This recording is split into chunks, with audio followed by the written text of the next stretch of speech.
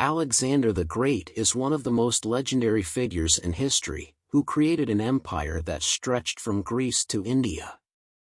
One of the most decisive and important battles of his life was the Battle of Gaugamela in 331 BC. This was not just an ordinary battle but a turning point in the overthrow of the mighty Persian Empire under King Darius III. The story of this battle, Alexander's brilliant strategies, and his determined leadership will be explored in this article. The Persian Empire, in the 5th century BC, was one of the most powerful empires in the ancient world. At the time Alexander began his conquests, the Persian Empire, under the rule of Darius III, dominated a vast territory from Egypt to India. However, the empire was experiencing internal problems, with uprisings and military weaknesses following previous major battles. Alexander, the young king of Macedonia, inherited the empire from his father, King Philip II, who had established a strong military foundation for the country. Despite his youth, Alexander proved his strategic brilliance and exceptional leadership skills, determined to conquer the Persian Empire. After conquering Egypt and Phoenicia, Alexander advanced eastward, aiming for the Persian Empire.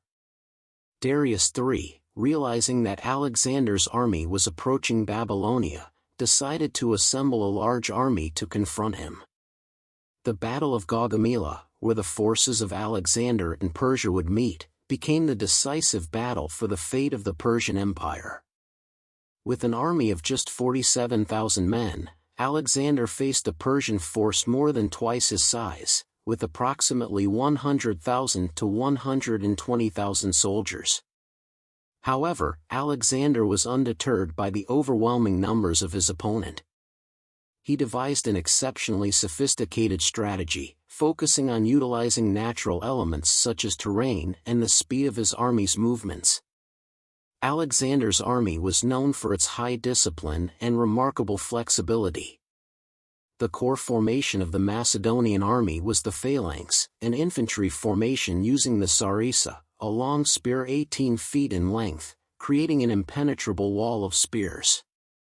This allowed the Macedonians to effectively counter enemy infantry, especially in large battles. In addition to the phalanx, Alexander's cavalry, particularly the companion cavalry, played a decisive role in attacks.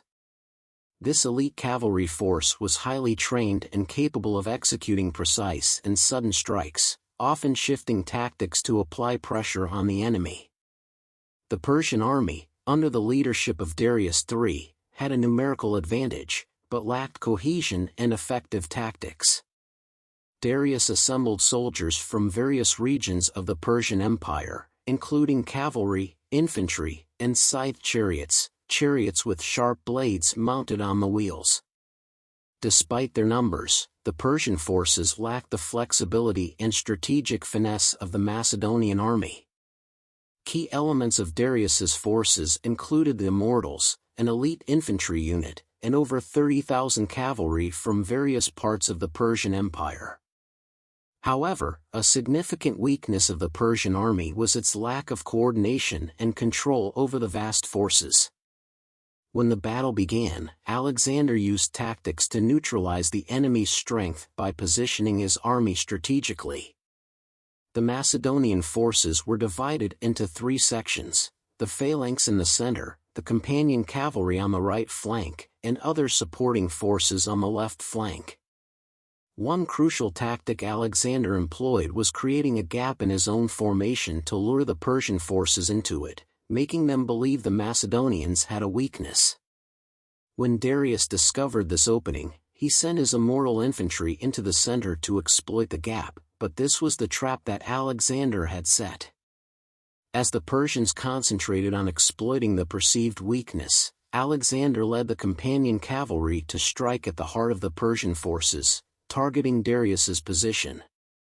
Alexander's tactics caused chaos within the Persian ranks, and Darius, unable to withstand further pressure, decided to retreat.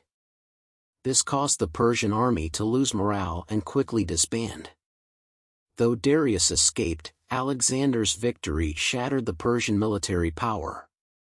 After the Battle of Gaugamela, Alexander marched into Babylon, Persepolis, and other major Persian cities without facing significant resistance.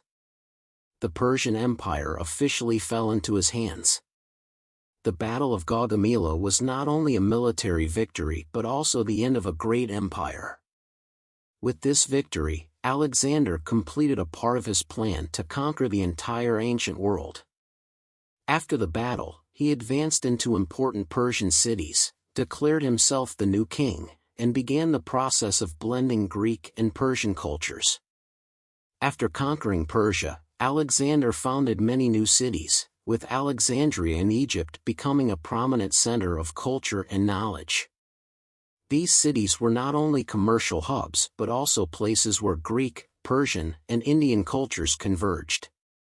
The Battle of Gaugamela stands as a testament to Alexander's outstanding military genius.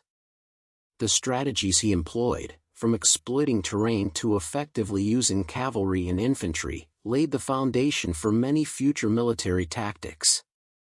However, these victories also led to Alexander's growing arrogance and the risky military decisions he made for the remainder of his life.